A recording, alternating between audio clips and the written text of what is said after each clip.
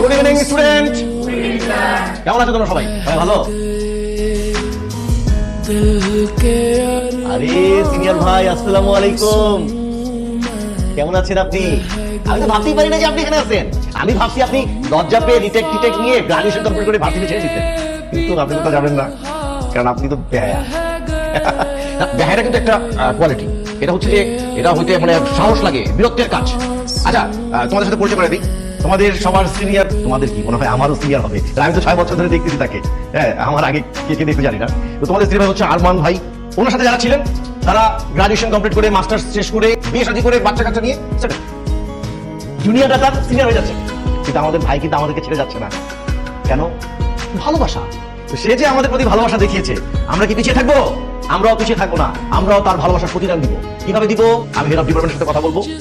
আমরা নতুন একটা ডিপার্টমেন্টের ব্যবস্থা করব। সেই ডিপার্টমেন্টের বিষয়বস্তু কি হবে? যে বিষয়ে আমাদের আরমান সাহেব পারদর্শী। এখন প্রশ্ন যে সে কিসের উপর পারদর্শী? সেটা হচ্ছে গ্যাঞ্জাম, মারামারি, বদমাশি। এইটার এই সাবজেক্টে যদি আমরা মানে একটা আয়োজন করতে পারি, তাহলে আমি নির্ঘাতে সে পাস করবে। रो पढ़े उसको सीने से